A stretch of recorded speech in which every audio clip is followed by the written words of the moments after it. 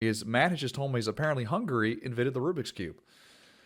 So there was a guy Not the named. whole country, but It's the whole country did. It was a group effort. Okay, all of you we got can together. attribute it. It's a group project. Exactly. You brought in the color blue, and I was revolutionary. I want to talk with you about a number of subjects that directly affect the future of the United States.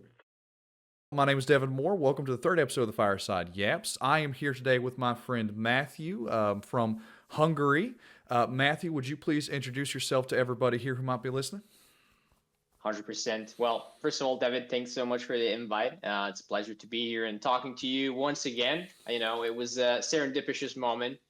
We met here in Budapest. My name is Matt, Matt Maitan. I'm here from Budapest, Hungary, born and bred. We met very randomly with Devin. Originally, I graduated as a medical doctor, but work in sales and entrepreneurship.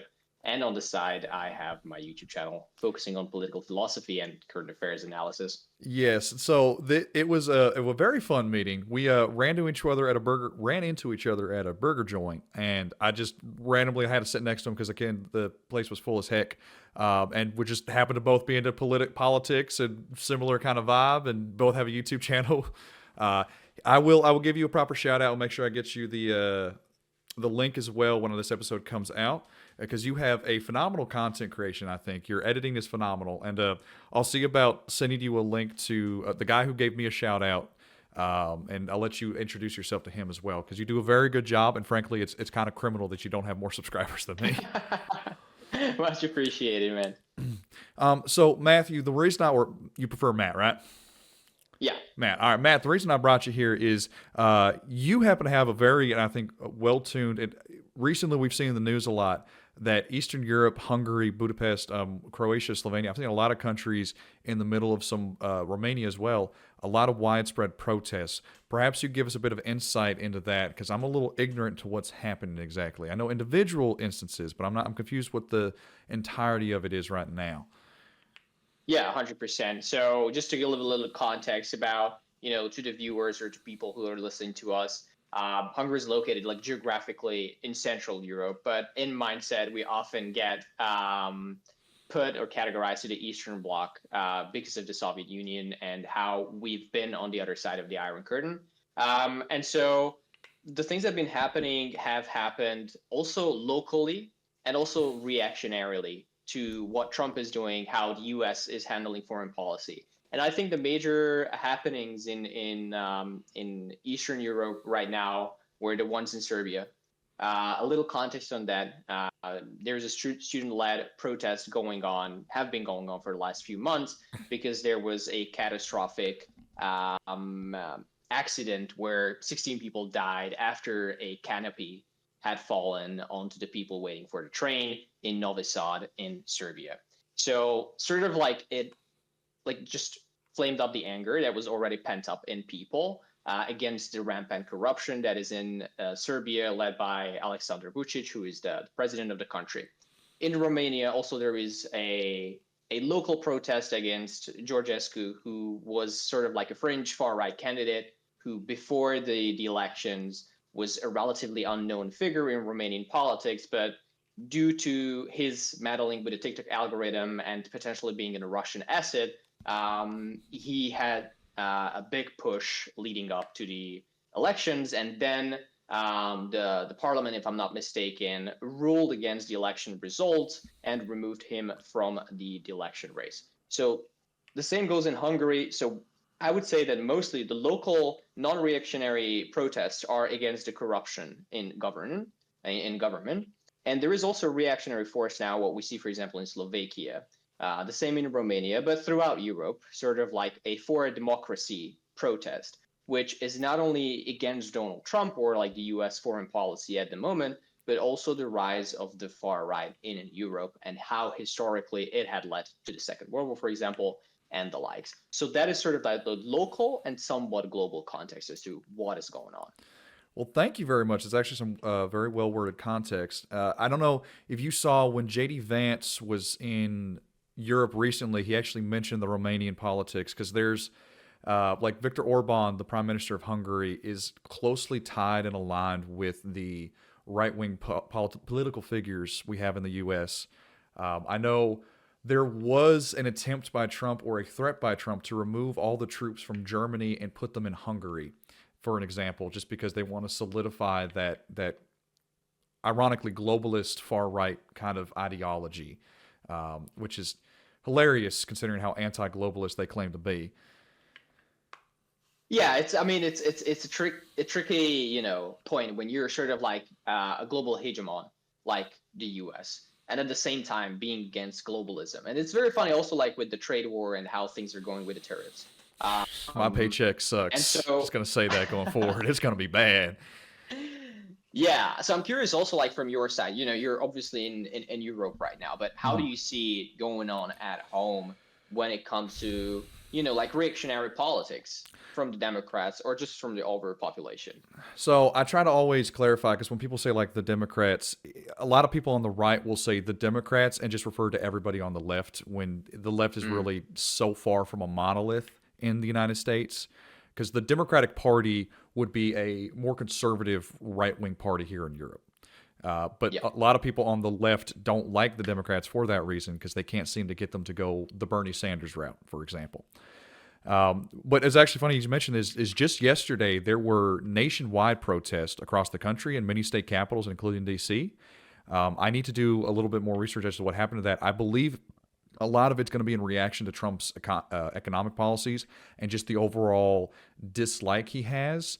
There have been protests pretty much since the election. They've just been smaller in scale, but they've been growing steadily over time as more and more of his policies start taking effect. It's frustrating when you see how disliked he is, but just how popular he can be with certain figures who just will, like most of the right wing folks, will just deny these protests are even happening. And if they do acknowledge them, they're George Soros globalists funded, not real folks voicing real opinions. And it's as for his reaction to Europe, so this one's a bit interesting. A majority of conservatives who vote Republican will probably disagree with his current stance on Europe. It is a very vocal minority. The politicians, as an example, almost unanimously agreed with funding Ukraine against the Russian war. But there are a handful of Republicans in the party, Marjorie Taylor Greene, prime example, who have been vehemently against that and have even so far, like Don Jr. has suggested, funding Russia instead. It's it's obviously just a reactionary response. It's ridiculous. It's a reactionary response that they do just for a political talking point to be like, Ukraine bad, we shouldn't give them money, fund stuff at home, which is an easy emotion to respond to. But then they'll give all that money to Israel as an example for because they have no meaning behind their words. It's just criticism to get a point across. That way they can do whatever the hell they want. You know? Mm. Yeah, absolutely. I have one big question here. Oh, So, like, just a please. little context to the listeners. I think here in Eastern Europe, one of the problems is that after the fall of the Soviet Union, for example, in Hungary, we have like large like social conversation about this, whether we had a true change of regimes, a true change of systems. So, before that, we have the socialism. And a lot of the remnants of that sort of seeped into the politics that followed after.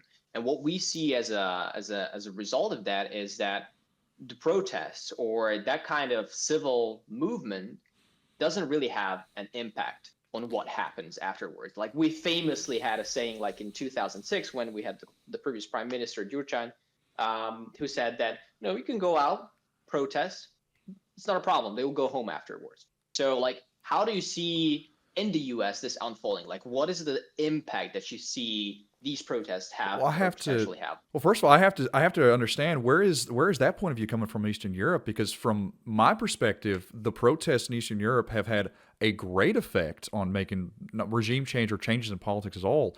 We're in the Ukraine situation right now because of the protests back in 2014 against was it Viktor Yanukovych? So hard to keep all their names. Yeah, yeah, Yeah. yeah, Um, yeah, Yanukovych. and even then, like look at Poland, prime example. Recently, they had a more far right government that, well, not necessarily protested out, was voted out of in office. Has aligned itself more with the EU. Although my politics in the Balkans is a little hard to remember everything of, but I feel like isn't the entire spread of like the color revolutionaries directly Mm. from these protests? Is it? Correct me if I'm wrong on No, that. yeah, no, yeah. I can give a little context. It's like so in terms of like major regime changes, I would say yes. So as we saw with Kaczynski in Poland, so the previous Polish regime was I think a few years ago, either last year or the year before, was changed by Donald Tusk Mhm. and his government. And Kaczynski was famously not like far right wing or anything, Yeah. but he was definitely a right wing populist, similar to Orban. Um, and I can give like more context. Like the color revolutions, if I understand it correctly, more have to do with the directly under Russia's influence standing countries like Ukraine, like Georgia. I would potentially put like Moldova even here, Hmm.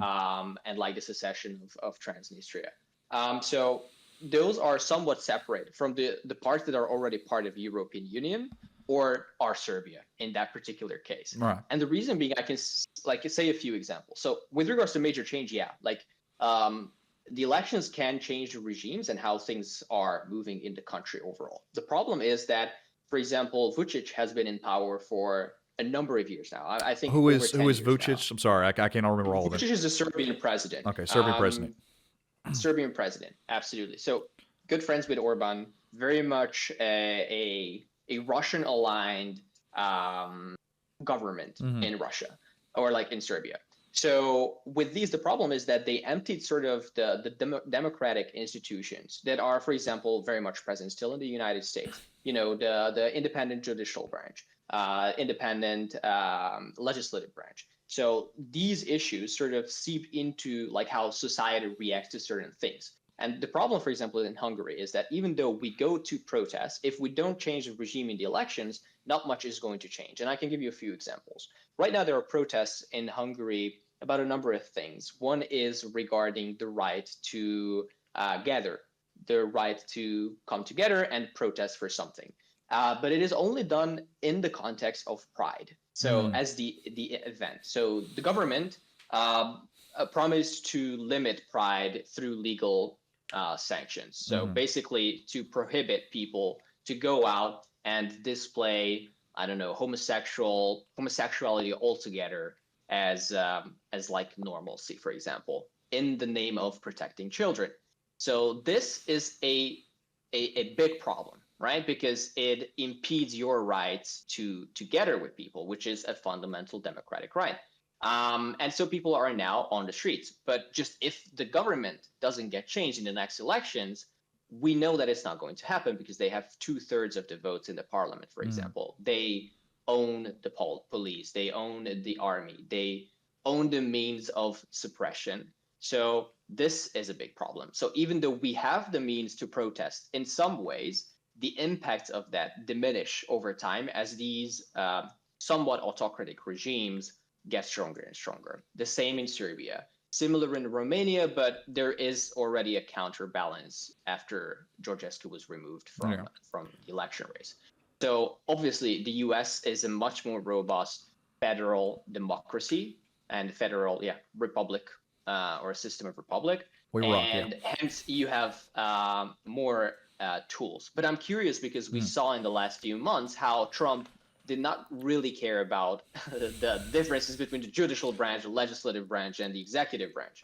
So this is something I've had long discussions. I wish I could talk more about it on YouTube, but I'm obviously trying to appeal to a specific demographic, less left wing folks that would already agree with what I say, and more kind of challenging conservative mentalities on a lot of things. The the good and the bad. If you look at what Trump is doing, it's very apparent why he's going about it the way that he is. He's throwing executive orders out. Some of them are meaningless. Like one executive order gave authority to like the Treasury or the FEA to figure out to investigate why grocery prices are so high. It's meaningless. It's just done because he says, "There, I fixed it. I did something and fixed it," even though the response is obviously going to be negative. You see, when he's talking about, are you familiar with what's happened recently with some of the deportations? Yeah, 100% with the guy in El Salvador, for example. Yeah, so that is extraordinarily troubling. We're going to have to wait to see what happens with this. But the reason they're going after the people that are not citizens is because they're going after the people with the weakest legal protections. So, like legally speaking, some green card holders, such as the feller from college who was leading some of the Palestinian protests Yeah. last year. He is being denied his green card now, even though legally, like they can't just pull his green card. However, they haven't deported him yet because the legal process, they can't just break that. They have, in a certain instance, like the guy from El Salvador who was deported without due process under the War Powers Act. But they also have the weakest legal protection. And right now, the courts are essentially giving them a matter of days to bring him back. And their only defense is, well, he's under the authority of El Salvador, and therefore we have no. So we're going to see how well that works out. I'm actually getting more and more hopeful as we go on because we're seeing them not only slow down on certain executive orders, but like all fascists do when they are met with reality, and reality is like, hey, that's stupid, like the stock market. Suddenly the problems become very apparent, and their reactionary, unintelligent responses to these issues ends up biting them in the rear. You also see that a lot of states, Boston has been a very big example of this recently. God, I love that city right now, where they are refusing to work with the government. California has already announced that they're going to set up international trade agreements with other countries to avoid the Trump tariffs, which is hilariously illegal. Yeah. But it's like, who cares at this point when Trump is so quite clearly trying to ignore what the courts are doing? I've had a lot of my more left friends being like, okay, especially a lot of them online who think that voting is useless. The ones that are just like, okay, well, we can't vote our ways out of this. I'm like, no, they are trying so hard to keep you from voting because they know you can vote your way out of this. A lot of them are of the opinion, kind of not wrongfully so, I understand where the feeling comes from, that the elections won't matter coming up here. They can't be more farther from the truth. Elon Musk spent millions of dollars in Wisconsin to change the Supreme Court seat there. And their failure to do that is going to be important for us going forward. There's been a saying that's been going around in a lot of left-wing circles in regards to after Trump got elected. It's a Potomac.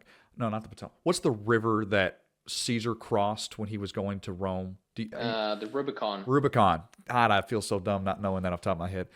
There's a saying is that once Caesar crossed the Rubicon after he was ordered by the Roman Senate not to. Yeah. The dice has been thrown, or that there was no going back after that. And so a lot of people are wondering, how far have we actually crossed the Rubicon, and can we go back? I am of the opinion that we have not crossed the Rubicon. We still have the opportunity to fix our mistakes, at least domestically. Internationally, that's a whole other discussion. I've compared a lot of this. I try not to compare Trump to Hitler, but it's an apt metaphor in this example. The burning of the Reichstag, which after Hitler became chancellor and the Reichstag burned, they used that as an excuse to repeal civil liberties and laws. We have not burnt the Reichstag yet. He is doing a lot. He's doing a lot of damage, but we have not burnt the Reichstag. We can still fix what he is doing. And because he's doing such things and with just executive orders, the next guy that comes in is just going to undo all of it. And to me, that actually makes me a bit hopeful. Because let's say like he's gutting a lot of these government agencies, some of them, not the ones that are actually important. Like USAID is important, but ultimately it's EPA, for example, is a good example of that. EPA, but whoever comes in after him, because they do this every time a Republican gets in president, like they'll shut down the EPA, just won't do as much. But the next president can just reverse all of that. The point is getting to the next president. That's what we got to survive. Yeah.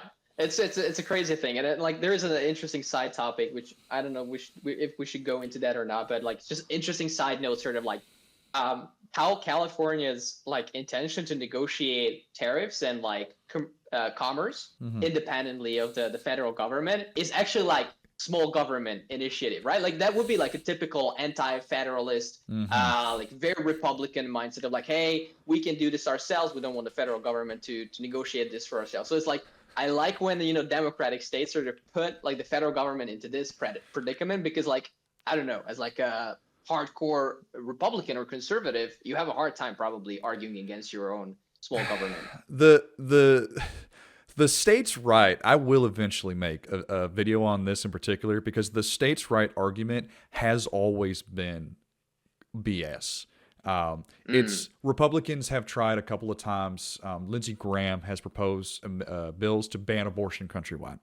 That's not states' rights. yeah, Um, Other Republican states have attempted to repeal abortion nationwide or make it illegal nationwide yeah, yeah, yeah. because they don't care about states' rights. It's about their right to get away with what they want to do, and then so I fully agree. I think this is a very conflicting part of the like sometimes of the ideology. For example, like Roe v. Wade, like how turning that around with SCOTUS and then sort of rejoicing that it was the right decision to make is actually very much against that kind of state level, lawmaking and so legislative process. their argument for the Roe v. Wade argument, if you take it completely at face value, their argument now is that it's at the state level, and technically California can keep abortion illegal, and Louisiana could repeal it or make it Mm, illegal. What we're seeing though is that most Americans, especially in different states, the last election when Trump won, Missouri voted to keep states or abortion in the state by about 58%. Florida voted in similar margins to add that to their amendment to keep abortion legal. But because Florida's laws was different, they required like 2/3 of the vote or 60% of the vote. mm, That did not pass. But you see a majority of Americans in different states still want to keep abortion legal. But their representatives are being very against that. And my entire political philosophy, for especially getting onto YouTube and content creation, has been, hey, I all of the conservatives I know, all of the moderates I know that vote Republican or at least don't see the problems with like Donald Trump, for example, they are voting against their own self-interest, and they are just being lied to as to what the Democrats are actually doing. Because you talk to anybody about policy in the United States, we almost all agree on certain things: marijuana yeah. legalization, even abortion access for certain people. But it's the Republicans' reaction to it is so clearly against the will of the people that there Mm, has to be some kind of reckoning on that, and the blame cannot be going towards the Democrats, whose only failure has just been they ain't perfect. And yeah. that's my thing on that. Back to Eastern Europe, because that's stuff I don't know about, and you're the guest here, and I'd like you to tell me things. So one thing I was going to mention before, we were talking about how Hungary getting those protests to the actual votes. I think from an outsider's perspective, one of the reasons Ukraine wanted so desperately to be a part of the EU is that would help weaken the corruption inside of Ukraine. Mm, The comparison I always heard was you are a very big fish in the pond that is Ukraine, but when you're in the EU, your money is a small fish compared to what the EU offers. mm. And I think, comparing it to other Eastern Bloc countries like Poland, we see how successful, excuse me, how successful the EU has been for those countries' development. So Serbia is not a part of the EU, is that correct? Correct. Yeah, yeah. So Serbia is not a part of the EU. There has been talks, obviously. I mean, we touched upon the political realities of like just the protests and like what the current context to that is.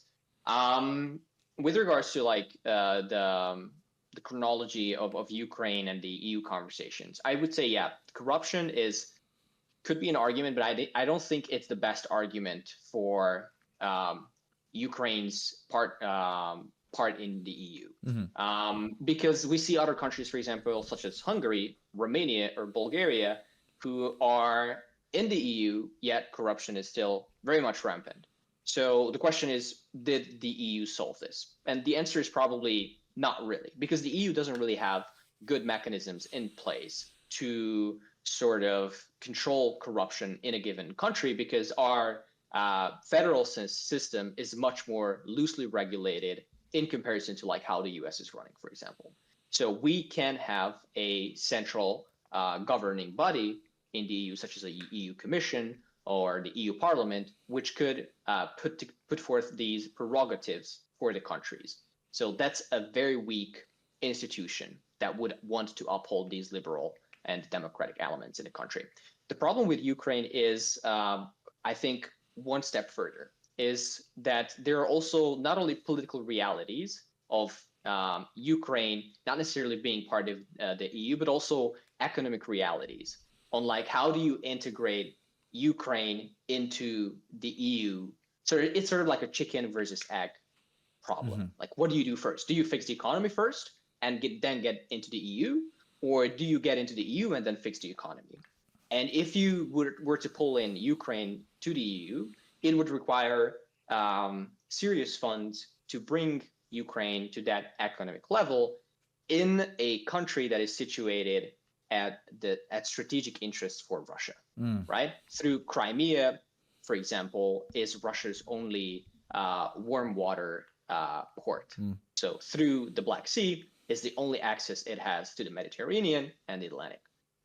Or you can go around the world, use the Baltic Sea and everything else.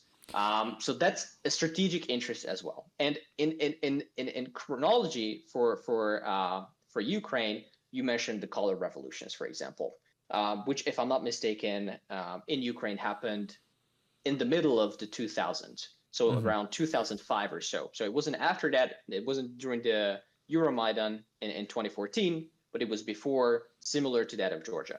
And the problem is that chronologically, Ukraine. So where I want to drive this conversation is that the better argument for Ukraine's joining the EU would be its self-determination and sovereignty, basically, which is a very weird concept because a lot of conservatives very much are proponents of sovereignty when it comes to, let's say, the US. The same in Hungary, the same in Romania.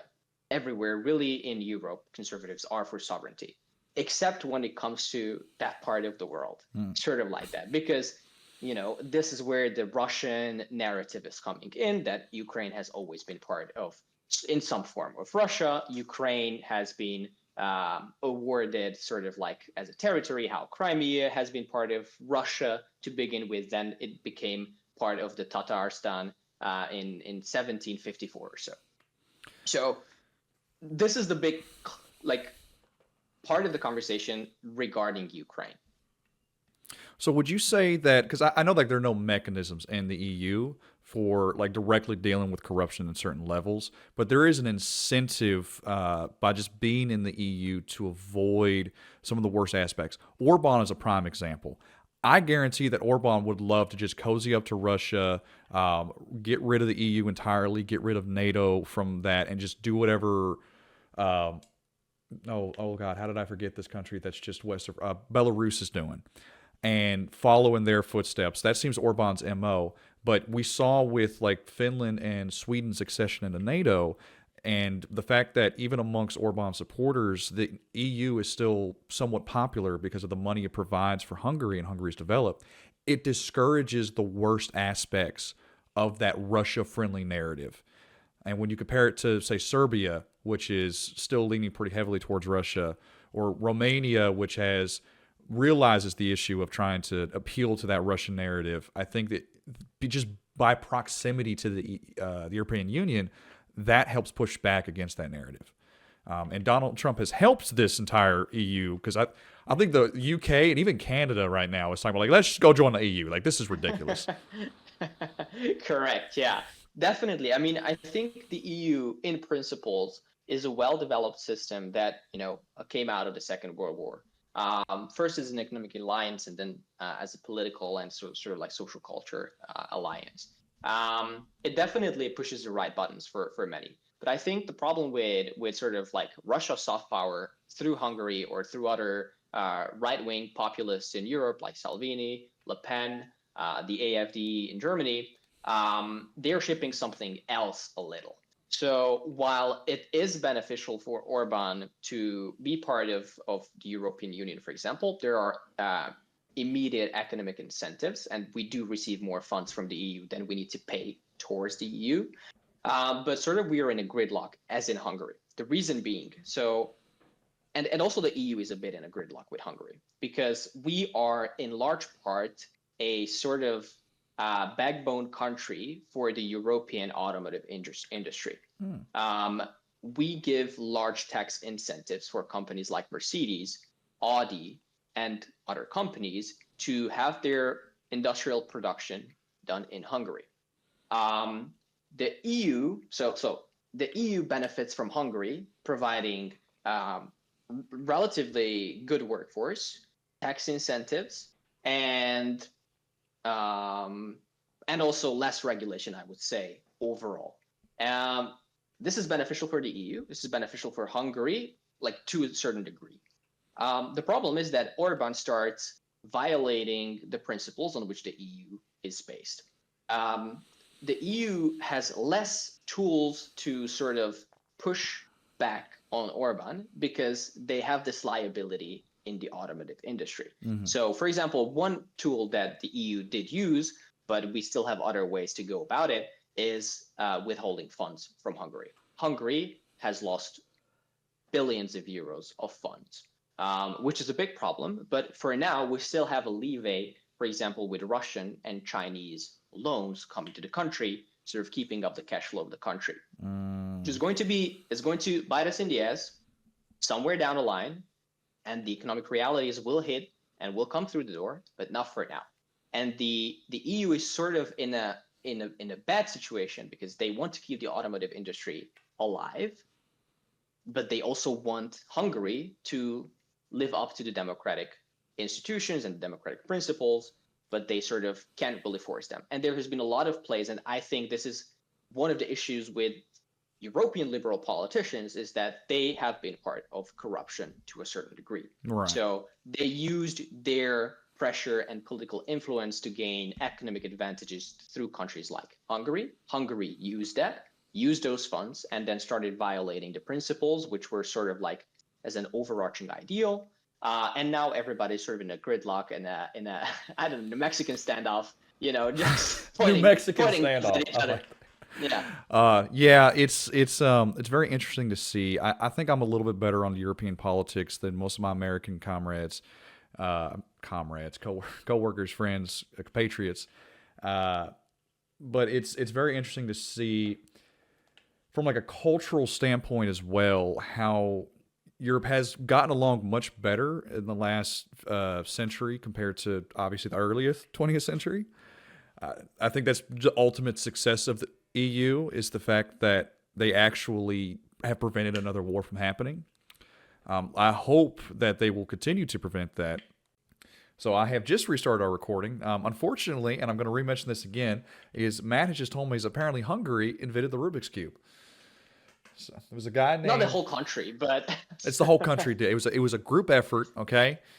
All of you got together. It was a group project. Exactly. You brought in the color blue, and I was revolutionary. It was invented in 1974 by, I'm going to mispronounce his name, Erno Rubiks.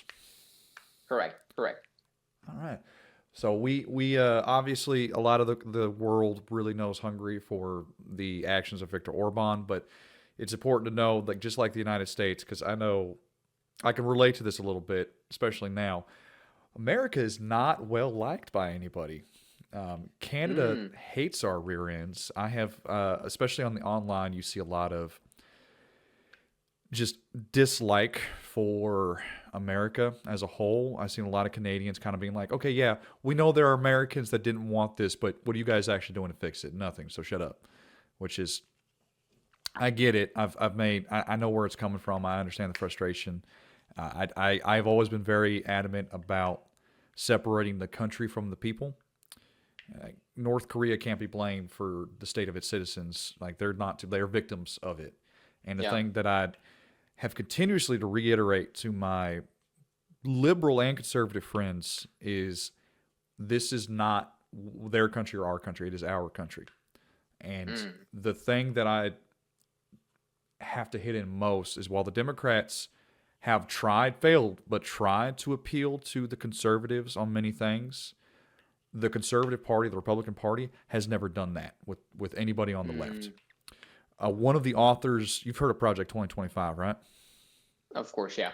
One of the authors of that, he famously said that we are in the midst of the Second American Revolution, which will remain bloodless if the left allows.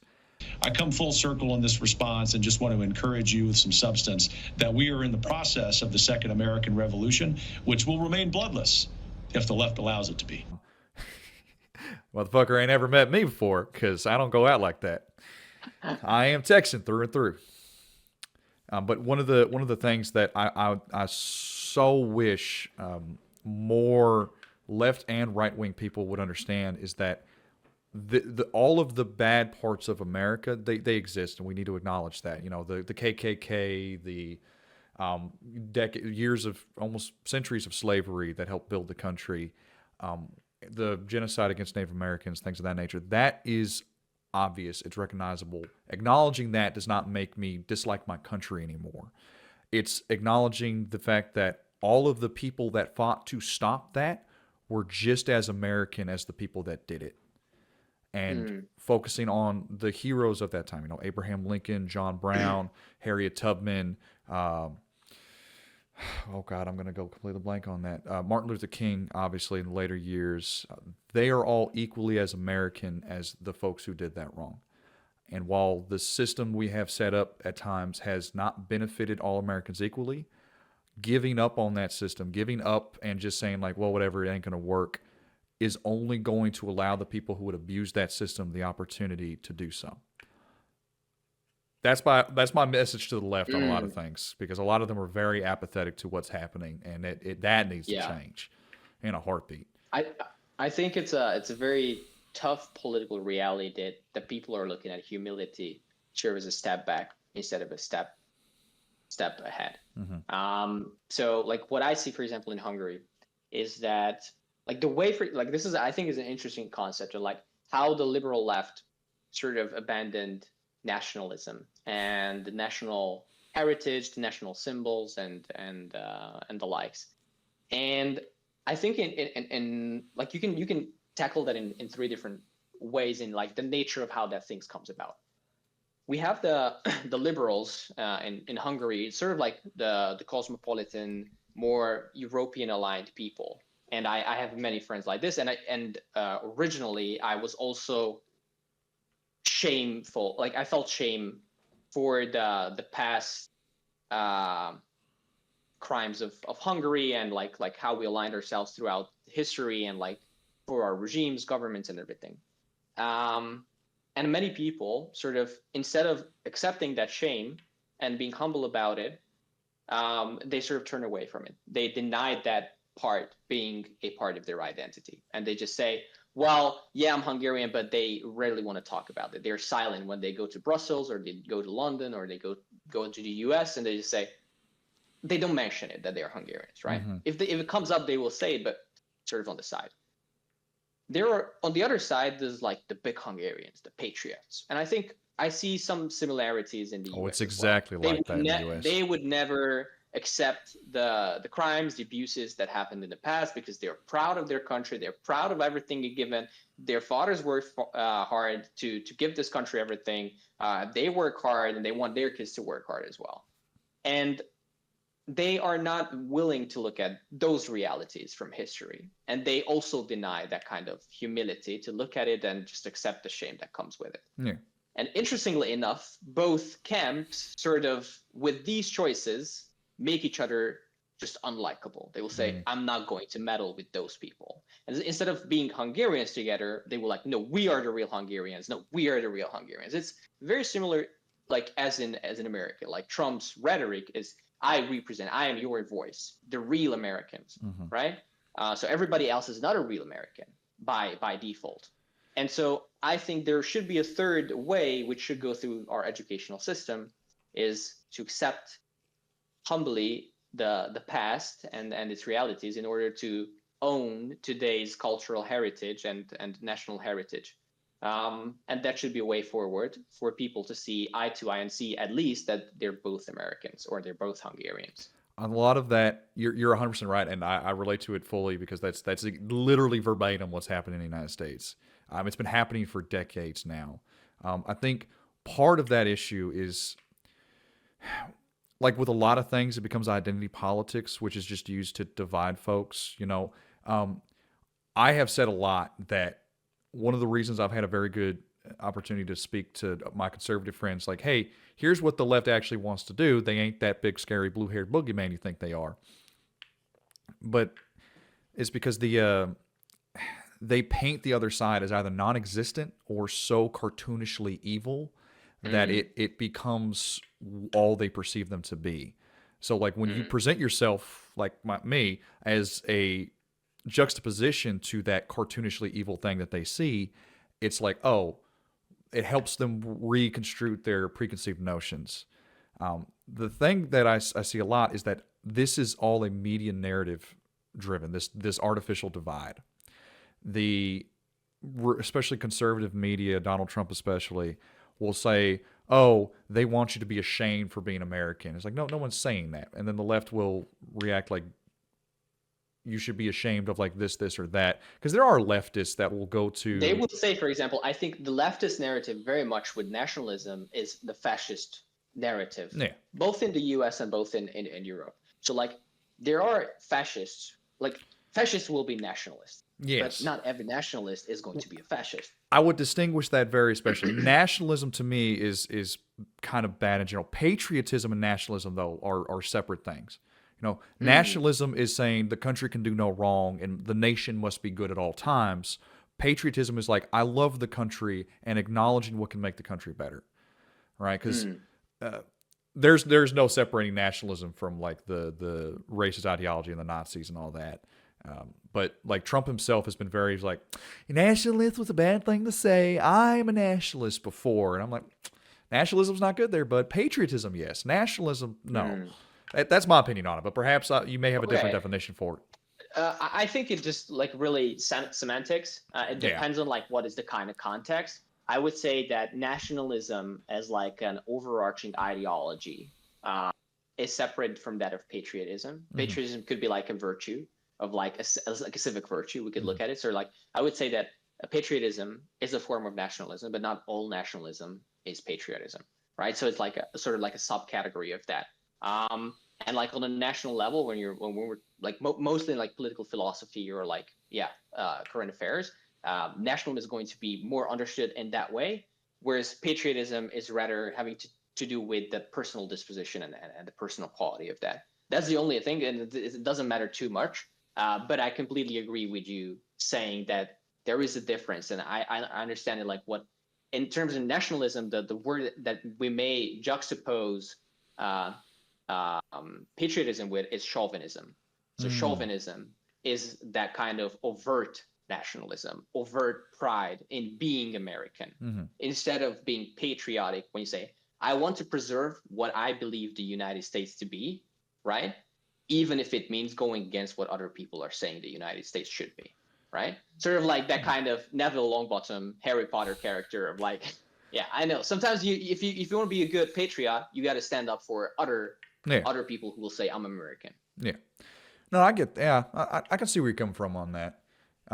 It is funny though, because you ask some of those self-identified nationalists or even the self-identified patriots in the United States who quite clearly have no idea what the country was founded on and are using the narratives as basically lies to support their ideology. A big one, if you've seen, I don't know if you've watched, his name is Sam Reeder. He's a podcaster. He's got a pretty big standing on YouTube. I think it's called The Majority Report. I watch him. Okay, I watch him on and on, but he did one of those debates with the Jubilee Company where they have like 20. And the thing that went viral about it was the blonde woman who sat down and said, America needs to be a... Yeah, you saw it. That was crazy. She said, for context for anybody who may not have seen the clip, like, what's the problem with xenophobic nationalism? Don't you think that's better for Americans in general? To be xenophobic nationalism is better? We should have a coherent culture. She said that America needs to be a Christian nationalist society. White Christian nationalist society. Yeah, and to Sam Cedar's credit, he basically just kind of was like, okay, well, we're going to disagree on that. But he went on to describe America being a melting pot of like things that I believe. The frustration that I see, or that I feel, I should say, is that person wants what she presumes to be her idealistic country, which she's a Nazi. She's just straight up a Nazi. What her and others like her, because there's another guy named Matt Walsh, if you've ever heard of him, Yeah. Of course, yeah. He basically defended her on Twitter, saying like, "Oh, she's completely right. We need to be a white Christian nationalist country, and that's the only definition we should have ever had." They have so obviously misinterpreted American history, and it's frustrating beyond a doubt because they've cherry picked everything they can and ignored anything that doesn't fit the narrative. Like prime example, you'll see a lot of people complain about taxes because, well, we were founded to get rid of taxes. Like, no, we were founded because we did not have representation for our taxes. At the time of the Boston Tea Party, the taxes had actually gone away and the price of tea was lowered compared to what it was. It was the fact that King George and the Parliament had basically, well, if you guys had representation, you would just get rid of the tax. So, like, if you don't like it, we'll just get rid of it. But they ignored the fact that, no, like, we want to be represented and not governed by a king, governed by a parliament across the sea.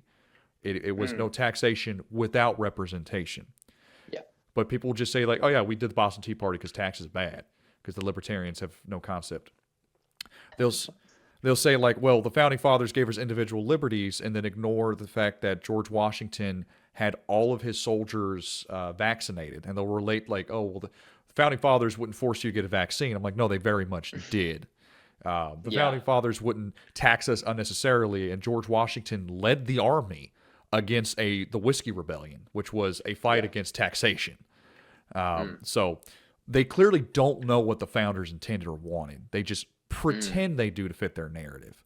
And having been such a big fan of history and studied it so often, a big fan of the stories of our revolution, their refusal and their, I won't say whitewashing, but lying about it is one of the most frustrating things I've ever had to deal with. My dad has a great saying about that, is that an idea or a concept in a person's brain doesn't have to be true, but it has to be stable. So like for many people, like I empathize with the people, like I understand why they feel like they need these kind of sort of mental crutches to get by every single day. The world is very complex in comparison to what it was 100 years ago. And it was already very complex 100 years ago. And now we have media, we have mass media, we have social media, and there's just so many things happening that most people have a very hard time living with the potential uncertainties of them not knowing where to go, what to do, what to think. And I studied like throughout the university. I almost became like a psychiatrist. So I was very close to that. I wrote my thesis on schizophrenic patients. So I just know that the brain doesn't do really well with uncertainty. So just as markets don't do well with uncertainty, we are looking for things that we think are stable. And even if they contradict everything else we know, if we find sort of like that comfort in them, we are going to do it. And it's the responsibility of education and educators to keep that up, I think, to make sure that people are able to, You are 100% right, and that's how I've tied a lot of times. Like you can point to religion as providing people that stability as well. And in unstable times, like a lot of people, like I just trust in God and God will provide whenever times are tough or tumultuous. For me, though, and this is something I've tried really hard to relate to, that idea. I understand it. I know where it comes from. But to me, there is comfort in uncertainty. And maybe you could tell me where this comes from, because I've never been able to actually talk to somebody about this. So this is a very I have nice an idea, like for me, like, oh yeah, there's not a cabal of crazy globalists controlling everything. It's just stuff randomly happens. I don't understand why people have a discomfort in acknowledging that sometimes like a coincidence is just a coincidence. The video I released on fiction, I don't know if you watched that one, but no harm if you didn't, was basically talking about people want to have a narrative, and they'll base that narrative off of what they know, fiction, religion, or otherwise. And it's like, no, it just happens. Sometimes some guy just accidentally killed somebody and stole his wallet. There doesn't have to be an overarching plot to make it make sense. A conspiracy. To me, like I know a lot of people who will drive themselves crazy because they not necessarily schizophrenic, but like they don't like know what's real, or they double guess themselves a lot of times. And to me, I'm like, yeah, no, my brain makes mistakes. It's fallible. It isn't 100%. I see something out of the corner of my eye. I was probably seeing shadows, and I acknowledged that. And my brain was seeing things because it creates an illusion, because it itself is a little meatball with little meatballs connected to it. So perhaps, what is your theory on that? Why am I unable to relate to people who have to Yeah. have a narrative? It's very understandable, and also like why you would feel that you have a harder time to relate to what other people are going through in that particular sense. Like the way I would conceptualize it is like, imagine the world is really just everything in front of you, and you don't have any understanding of what's going on behind you, or like anything that you don't see doesn't exist, but you know it exists and you think it's very dangerous for you. So imagine living the world like this. And the problem is that everything that's in front of you is dangerous as well. So most of the things you don't see in the world, right? Like I'm sitting in my room right now, there's a whole world out there. And if I'm thinking this, it's very dangerous, and I'm still not able to just get through the things that are in my sight that are also dangerous, I'm not going to be able to think about all the things that are outside of that. The problem this relates to is the Maslow pyramid, I think, in this case.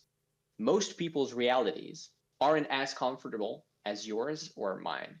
So their realities and their goals are not about intellectual self-sufficiency or fulfillment, but rather they're thinking of, how will I get food on the table tomorrow?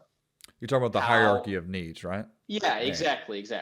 So like the higher you are in that hierarchy, the easier it is for you to deal with that kind of uncertainty, because the underlying elements, the foundations of the pyramid, are more solid and stable than it is for other people. And there are individual differences in that. Maybe there's someone who can do this without many underlying foundations and still, for example, the pre-Socratic thinkers are a great example from ancient Greece. They didn't care about too many things, and they just had the best life, and they did great philosophy. Right. But most people are not very good at that. So most people who have job insecurity, social inequality, they don't know where the next meal is coming from. They don't know how they're going to pay the bills if the spouse is going to fall out. Maybe they hurt their back and they're not going to be able to do work anymore. So for those people, everything it's with inside is already very dangerous. Therefore, the rest of the world needs to be stable, because if the rest of the world is similarly uncertain and similarly unstable, that's so damaging to the person's psyche that it basically will say to you, I have no idea how I will get by, because I can't solve what's in front of me and I can't solve what's behind me. So that's a very dangerous reality for most people, I think. I see where you're coming from on that, but I would say my observations of like our current political climate might point to an opposite conclusion. Because to me, if my only primary need is food or something, like, because we can relate to this on a smaller scale, not even just a survival mechanism, but like during the day, okay, I have to deal with this or that, but I haven't eaten since breakfast or something, or I haven't eaten all day, so I'm going to go get food first and deal with all the more complex issues afterwards. I feel like as a society, we've gone the opposite direction of what you're describing. It. Most Americans, yeah, we're struggling for certain things, but putting food on the table is not the primary concern of like the current cultural war people. Like the guys you see online, the ones that are constantly like in a state of culture war with the left, that think the left society or the society or Western society is falling apart. Those people have all their needs met. They're trying to find conflict at that higher level of that pyramid. I don't know why. That's, but like you see, like I get what you're saying. I hear you. And I can offer a counter argument to that. There's a great book I recently read from Yasha Munk. It's called People versus Democracy. Oh, you recommended this book. It is on my list to read. Highly recommended. In it, he talks not necessarily about economic realities today. So a person in the Rust Belt doesn't have to starve right now, or really anywhere, like in Florida. A person who has a house doesn't necessarily have to worry right now, but they have what they are calling economic anxiety. What it means is like being uncertain of whether the future is going to turn out the way I would like it. What if I will default on my mortgage? Obviously these are higher in the hierarchy, but still somewhat fundamental. So the problem is that many people, and I think this would give a good conclusion to why people, for example, in the Rust Belt, instead of voting Democrat, voted for Trump. They may not immediately right now feel these economic anxieties, but they have these for what the future may bring. And why Trump and many right-wing populists are very popular is because they offer these silver bullet solutions. They make the world seem much simpler than it is, and they claim that the other side makes things complex. So what's behind our side, or what's behind the people's side, they claim is very simple. You don't have to worry about it. I'm going to fix it, right? As Yeah. Trump said, Trump will fix it. That's the whole slogan. Yeah. And in comparison to that, Bernie Sanders talking on the comprehension level of a PhD student about taxation and stuff like that is not going to hit home with people who want to see their jobs being preserved, or I don't know, their mortgage not defaulting. So I think it does go back to those hierarchies. And I do think that many people vote based on economic anxieties and not necessarily along the lines of like hard ideologies because they're fascists or something. I think, yeah, that's actually a really good take, and exactly how I feel about it as well. You could have not have put it more perfectly myself. That economic anxiety, I think, is a very good aspect. Relating that to a lower part of the pyramid, because I think it's a very good psychological tool to use. So, all right, very well put, Matt. Very well put. You can see, like, also what based on the rhetoric. The rhetoric of Trump or European right-wing populists focuses on fears. So it doesn't focus on a better future, because we saw, for example, that liberal democracy often was unable to deliver on those promises. Basically, the right-wing populists just figured out that, yeah, people are driven by rewards, but people are just as driven by fear of losing what they already have. And this is a very, very popular rhetoric. Like Orban, for example, talks about there's going to be a third world war. The same in the US, like you guys have a lot of people ringing the bells about that. And there are a lot of people who resonate with that because it sustained that kind of not only economic, but existential anxiety and like what's going to happen. And that's one of the reasons, for example, a lot of people don't want to talk about climate change. These things, people don't like looking at the things behind their side because they already have worries in front of them that they are not 100% sure that they can solve. Would you, and I think you might agree with this on me, because we can talk about the failures of the politicians in the liberal democracy or even the neoconservatives. But I think one of the problems with the left in general, at least in the United States, is a lot of them will jump down others' throats for not relating more to those issues. Because exactly what you said, like the economic anxiety of certain folks needs to be primarily addressed. And part of it is that they're being supported by, Russian narratives and things like that. But on the left side, like the Palestine issue, a lot of people on the left were, if you weren't ready to absolutely throw hands with the state of Israel, then you have failed Palestine. And I get where the passion comes from. I get why they're thinking that way. I get the anger at Israel as well. But when you're talking about most folks, at the end of the day, it is kind of kitchen table issues is what we say. Oh, excuse me. Frog in my throat, I swear. Those folks are just trying to get by. And I call these leftists very elitist, very privileged, because they're not going to be affected at the end of the day when these policies go south. These are the Bernie Sanders voters who voted for Donald Trump at the end. They didn't care. They just wanted to stick it to the people that wouldn't listen to them. And that, to me, is an extraordinarily frustrating thing in American politics, because those folks can make a difference.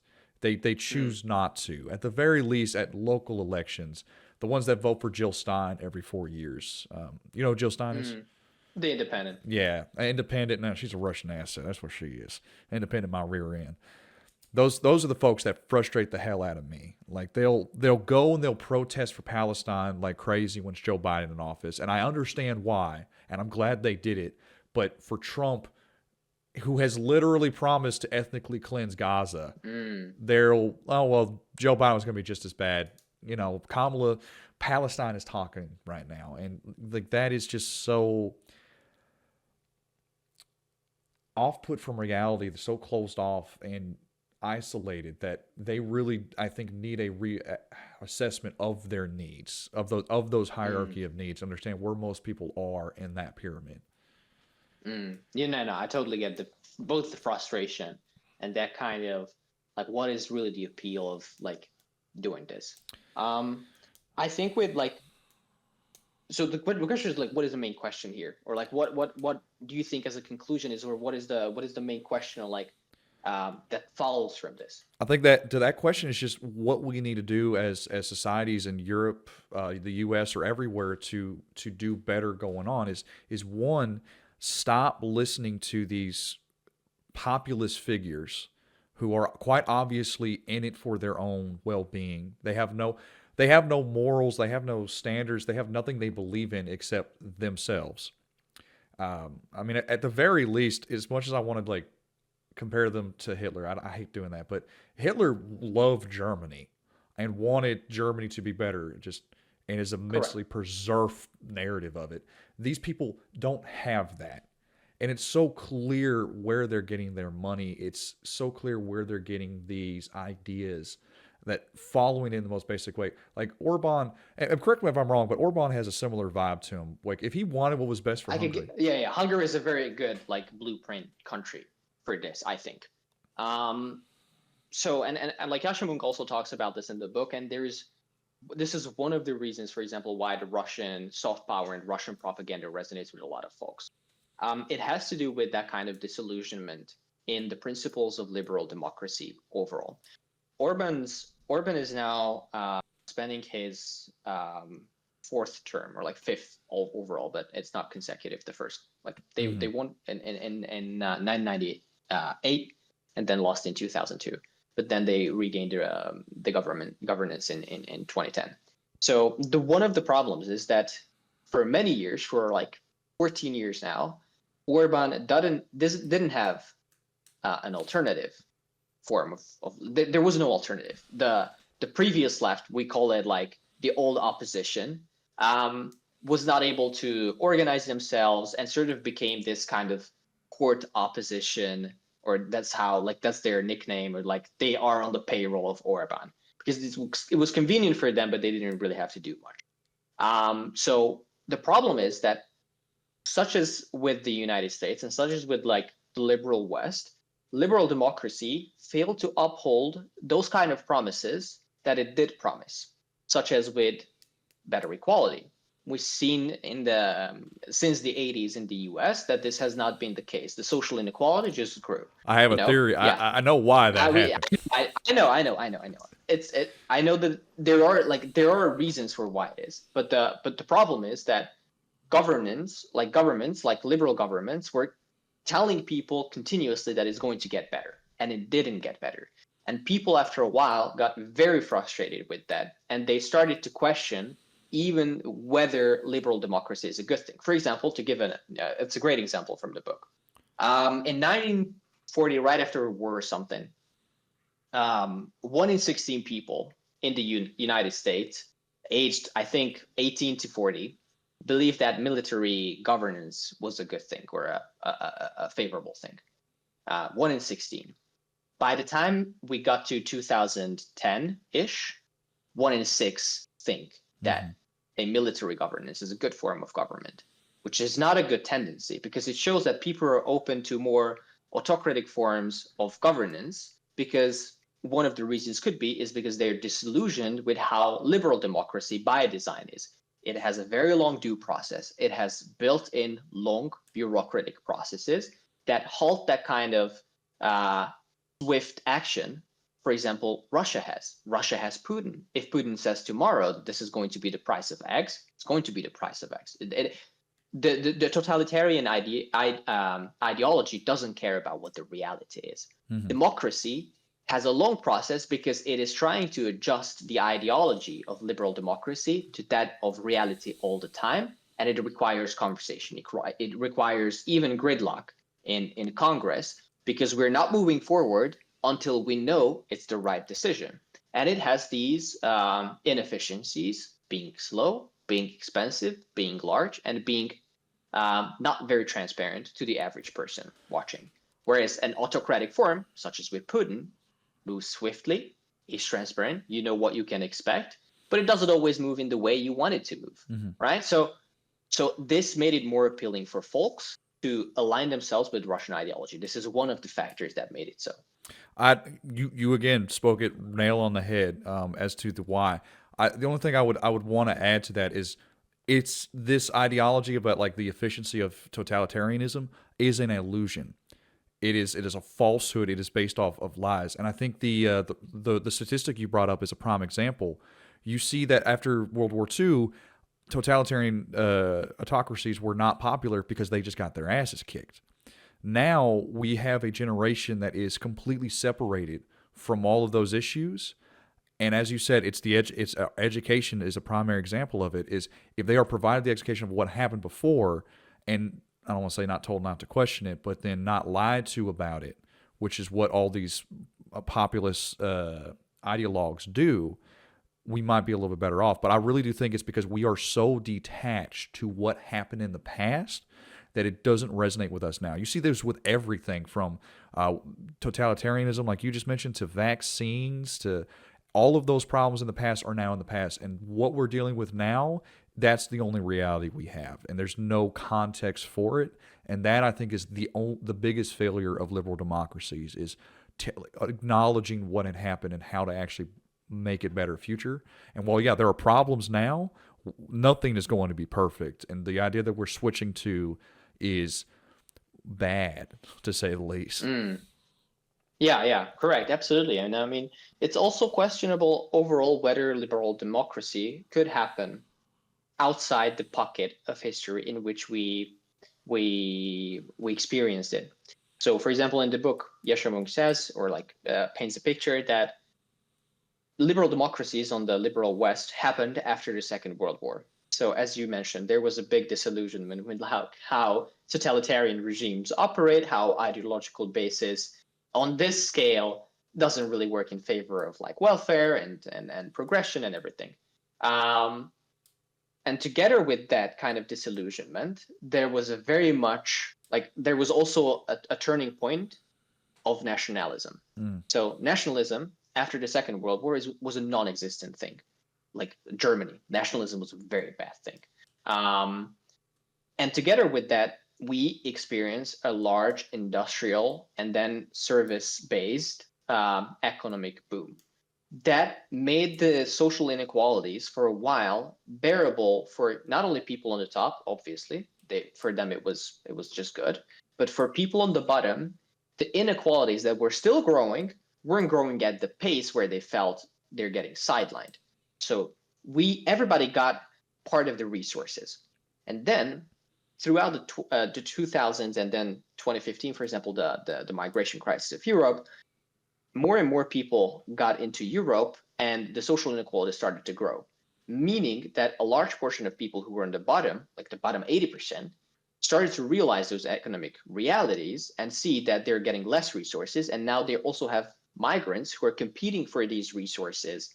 And there were also other political grievances, meaning that for 50 years or 60, 70 years, liberal democracy correlated with economic growth. It may have been the cause of it. Of course, it was to a degree, but it also existed at the same time as that kind of technological progress went through in the United States, China, all over the world. So as it went together hand in hand, it was good.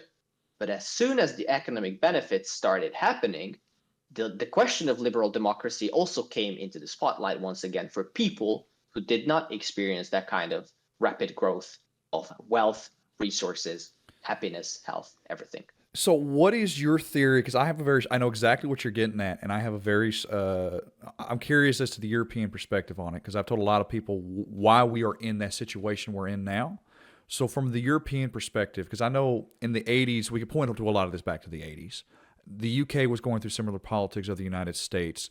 For the rest of Europe, was it kind of a similar, say, corporatization of certain things, allowing corporations to do more? Is that what you think led to where we're at now?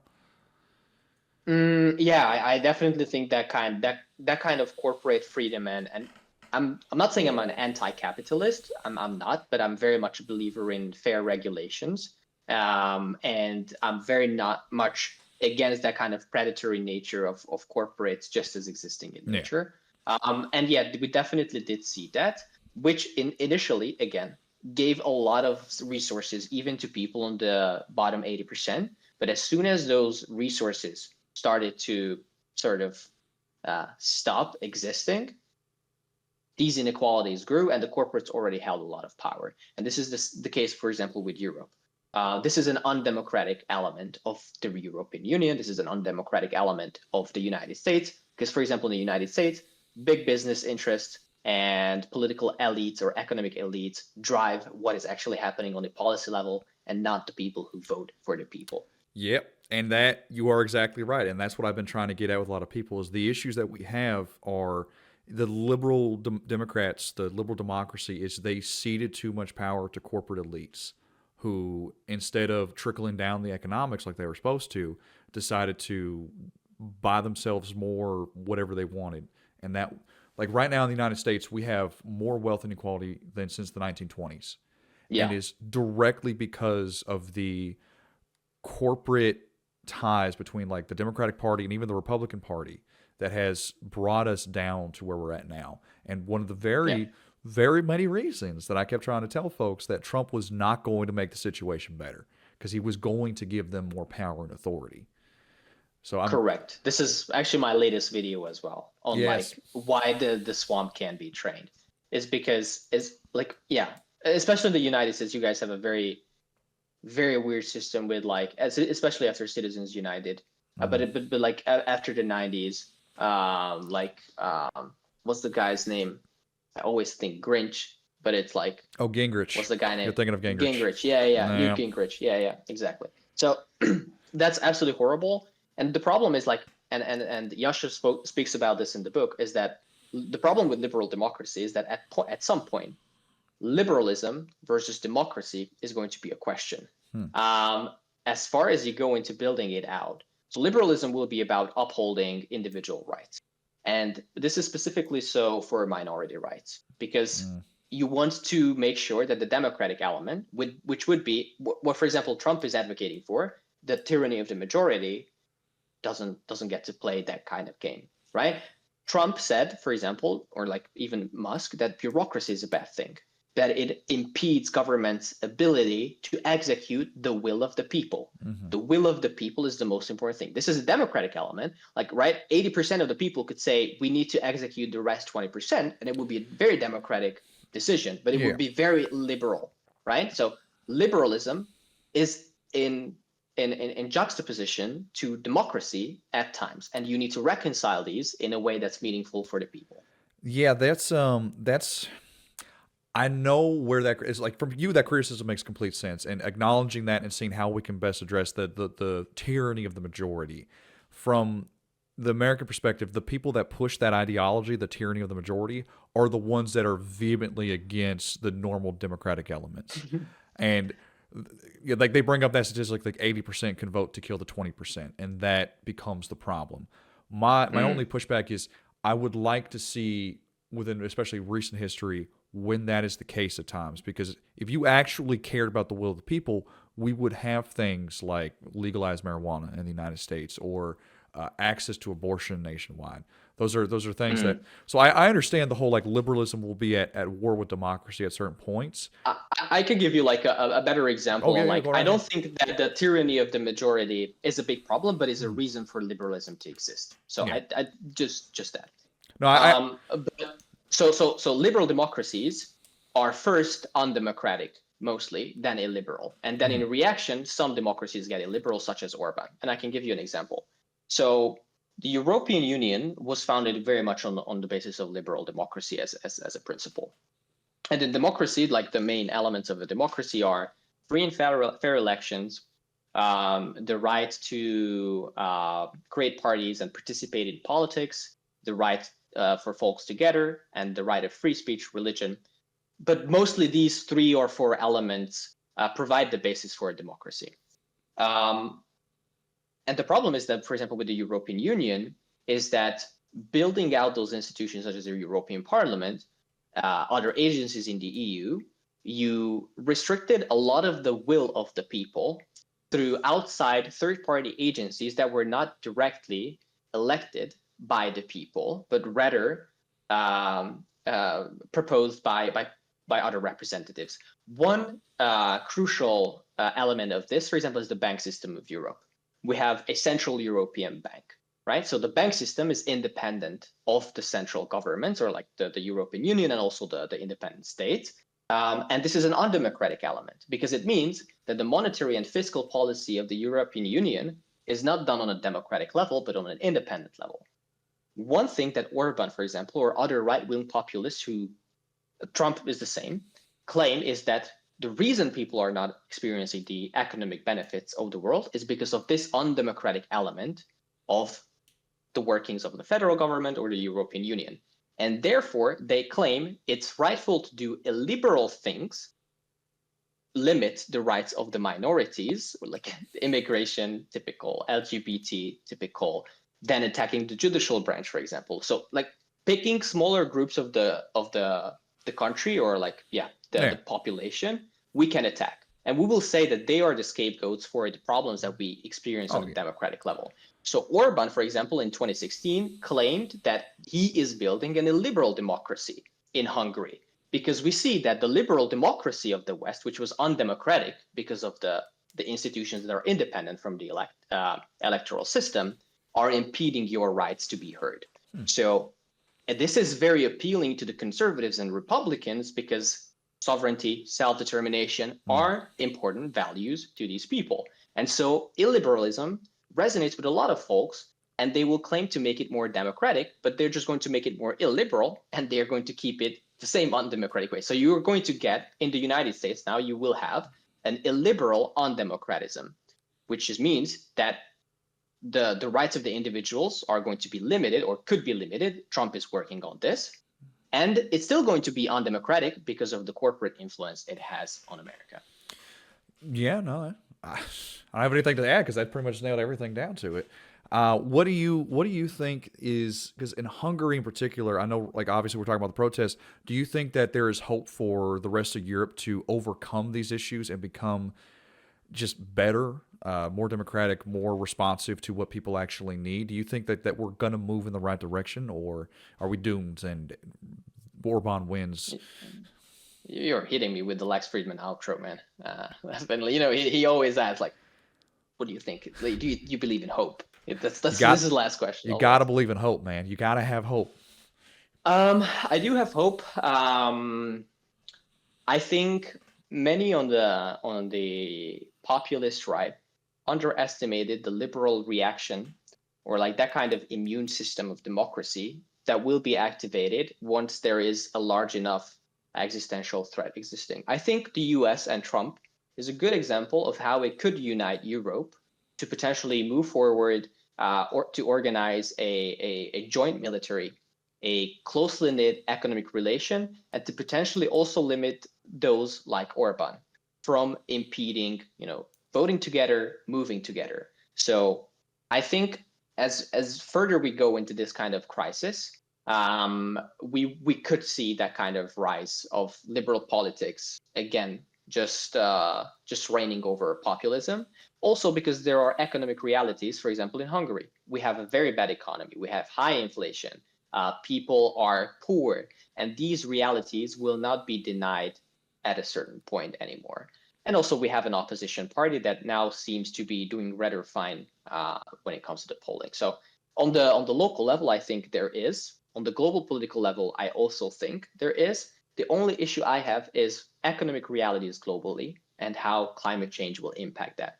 I fear that if we keep battling, if we keep having the cultural wars, we are going to forego the economic and environmental realities, and it will hit us at a time when we are not going to be able to cooperate efficiently to tackle them together. A minor, like a small scale experiment was the vaccines and COVID, I think, in 2020. So I think we'll have to see how we're going to tackle like a global challenge together. Yeah, I'm hopeful that those global challenges can be, after this crisis, hopefully after Trump and this growing fascist element, that these global crises can be better tackled together. I don't know. I'm actually a little hopeful after seeing COVID. Maybe I'm just completely insane about it, but I saw many countries coming together, the vaccine distribution element, smaller scale in the United States, there was a lot of infighting, but you saw, especially after other disasters, maybe COVID might be a bad example, but other disasters, people do tend to come together, and that's what gives me a bit of hope. On a personal note, like I was stuck in North Carolina during the major hurricane that we had of last year. Mhm. Liberal city surrounded by very conservative area. People were still going around helping their neighbors. My stepfather, who I'm in the middle of a fight with still, he conservative as all hell, but still went out and tried to help people when Houston flooded several years ago. Mhm. Is this hate that we have for our fellow man, our fellow Americans, is ultimately artificial. And when something, the flood is happening, the storm is happening, the fire is on your door, people tend to help each other. I hope that relates in larger scale when climate change becomes a bigger priority, or when the Russians come a knocking more and more. So let's end this episode of the Fireside Yaps on a message of hope. Matthew is, again, the creator and host of the Y Club. I will post a link in the description down below. Phenomenal work out there. Matthew, do you have anything else to say for the Fireside Chats before you log off here?